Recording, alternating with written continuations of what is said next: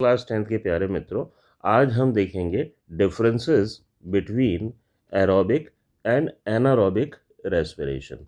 अगर हम एरोबिक और एनारोबिक रेस्पिरेशन का कंपैरिजन करें, जो कि बोर्ड पॉइंट ऑफ व्यू से कई बार डिफरेंसेस जो हैं वो पूछ लिए जाते हैं, तो आपको इनके डिफरेंसेस जो हैं वो आने चाहिए। और आप जब भी डिफरेंसेस लिखें तो कॉलम बना के जो है डिफरेंसेस लिखें, और ये ध्यान रखें कि जो एरोबिक रेस्पिरेशन का अगर पॉइंट है तो वो एरोबिक के अंदर लिखें, एनारोबिक का पॉइंट है वो एनारोबिक में लिखें।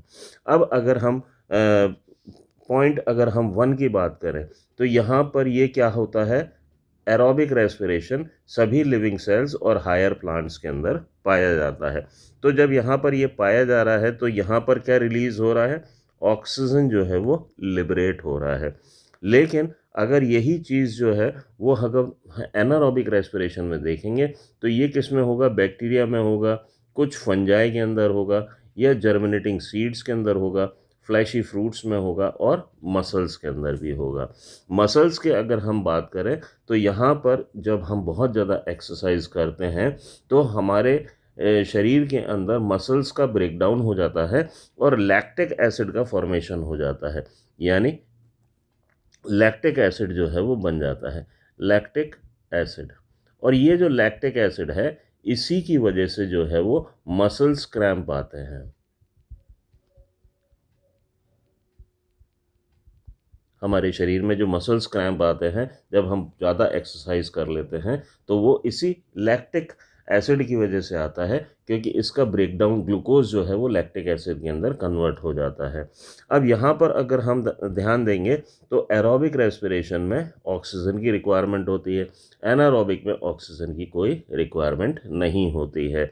यहाँ पर जो चीज़ लिबरेट होगी वो कार्बन डाइऑक्साइड होगी और इथेनॉल होगी।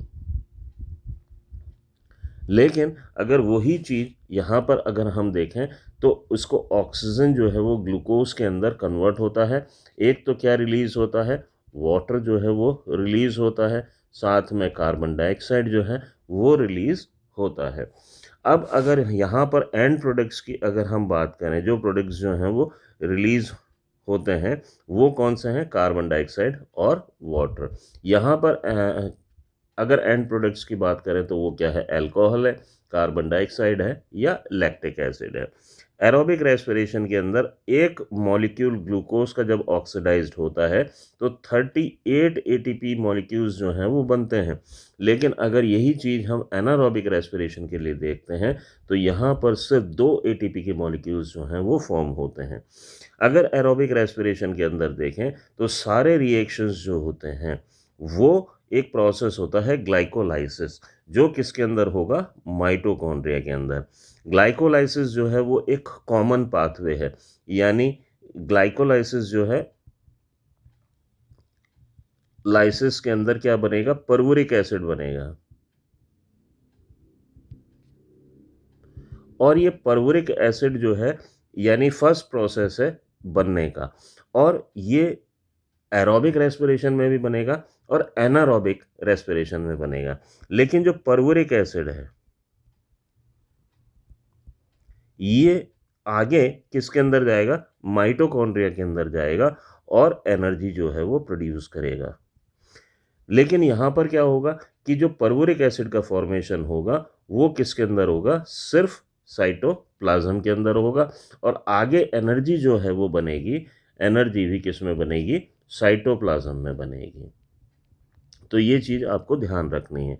ऑर्गेनिक कंपाउंड्स जो हैं वो कम्प्लीटली ऑक्सीडाइज्ड होंगे और हाई अमाउंट ऑफ एनर्जी जो है वो रिलीज़ होगी। आपको ध्यान रखना है कितनी हाई अमाउंट एनर्जी है, 38 एटीपी जो है वो एनर्जी यहाँ पर रिलीज़ होती है।